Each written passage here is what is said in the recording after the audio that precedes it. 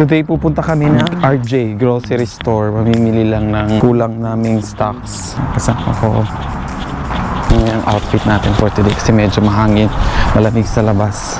T-carry. Ang lamig. Mag-aalas 5 na ng hapon. Ang bilis na ng dumilim ngayon. Si fall na nga. Next month, winter na. Ready ka na sa winter? Ay, mo naman, B. Ganun. You're so quiet. Lalakarin lang namin. Mga 30 minutes walk lang galing sa bahay. Malapit yan siya sa downtown. Doon kasi nakakabili ng chicken feet. May malapit na simbahan sa amin dito. Mga 5 minutes walk lang. Ayan.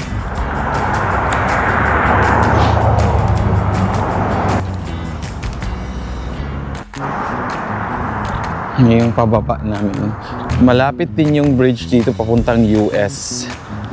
Ang lamig na ng hangin, guys. Kailangan na ng makapal na jacket. Punta kami sa pupuntahan namin. Ito yung neighborhood papuntang downtown. Apple tree. Maple tree. Ganyan. Ang ganda ng kulay. Ayan. Fall season. Oh, grabe ka naman, DOA. Ang langkat ka man sang puno. Ganyan lang siya. Walang mga gate yung mga bahay dito. Okay. Ang kulay ng bahay niya, ang cute. You know, blue. Yan yung gusto kong kulay ng bahay o minimalist. Yan yung gray ng bahay. Ang cute.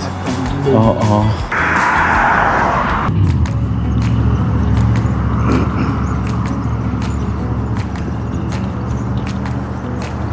Meron siyang sariling Christmas tree sa labas ng bahay. Tahimik. Malapit na kami, ayan na yung pupuntahan namin, yung market na yan. Maliit lang siya, tabi ng Tim Hortons. Yan. Nandito na kami. 19. Pork belly, 9. 6. Dami guys, puro baboy. Kaya tuwang-tuwa. Ayan yung chicken feet B.O. Kuha ka, 370. Duwa? Uy! Duha ka dyan. Basta karne, marami kang pagpipilian dito. Pero pag gulay ang mahal. 7.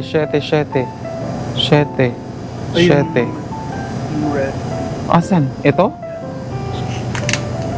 Maliit lang to na tindahan. Para lang siyang convenience store. Pero medyo mas malaki sa convenience store. Ayan, ganyan lang siya kalapad. Diyos ko, anong gagawin natin sa pata na to? Uy, ang laki-laki. Sobrang laki. O, pata. Ano ba to? Kiwing hin. Yung pata, $9 ang pata, guys. Sobrang laki. $9. Yung tripe. Tubalya ata tawag siya. Siya, nag-i-enjoy siya sa mga karne. Bi, ang dami mo naman kinuha, Bi. Ang dami niyan, uy. Lo, ang dami. Mahal ang chicken nila dito. Meron sila ding Pilipino dito, ha? Nakapack na. Kung magkano? 7. Pwede na. Meron silang ube halaya.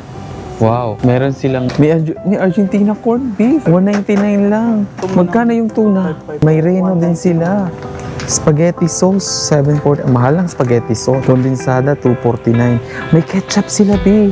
Magkano ang ketchup dun sa kabila? Oo, 5 yan sa kabila. Ano to?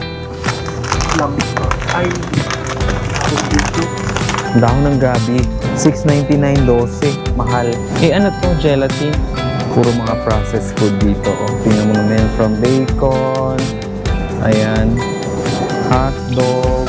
Kung ano-ano pang mga karne, oh, na nakabalot. Hala, ito yung ginamos. Tanaw, ilagay ginamos, guys. Ang ginamos nila, $7. Kabili siya. Foods dito. Skyflex, $350. Fudgy bar. Di, magkano yung fudgy bar? Fudgy bar, $450. Oh, taray.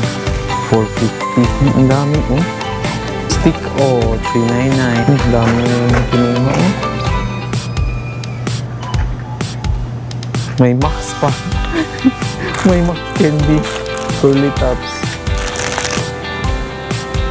Ganahan ka magkape? So, diin. Dili na lang. On the other place. Okay. Manang on-card ka man. Hirap na hirap si ate sa'yo. Ayan, buti na lang mabait si ate. Pinalitan niya yung hot chocolate ko. Ayan, may bago akong hot chocolate. Ito, lasang chocolate na talaga. nagsusumot sa kanila. Mabait naman pala. Ito yung cup nila o na bago ngayon. Parang yung vintage na cup.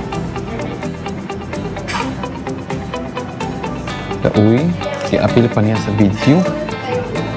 Ang ganda ng sunset. Ayun. Dito maganda mag-vlogging kasi dahil may mga tao. Busy sila. Kaya mas okay. Tama ngayon, medyo may araw pa pero wala na masyadong tao sa labas. Mga tao dito, pagkatapos ng trabaho, bahay, wala silang pakialam kahit anong gawin mo dyan, kahit anong isuot mo. Kahit malang. Fall, yung pinaka-favorite kong season of the year. Sa lahat ng season, ito yung, kumbaga, mas pipiliin mo. Katamtaman lang yung lamig. Sana nga wala nang winter dito. Fall na lang para hindi na mahirapan sa snow. Okay lang yung snow, pang ano lang. 1 week, ganon. Pero pag wala na, after a week, mahihirapan ka na. Hindi mo na mai-enjoy. Maiinis ka na. At mapapagod. Mga tuyong dahon. Dito kasi sa bandang area na to, medyo madaming palaboy-laboy. Guys, ang ganda ng langit, guys.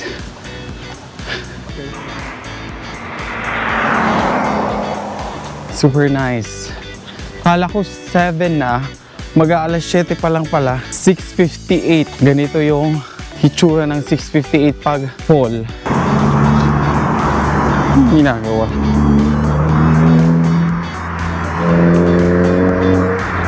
Ayan na. Ganda ng langit. Ang ganda ng sunset. Ayan, ang kulay yung langit. Ayan yung bahay namin ng puti.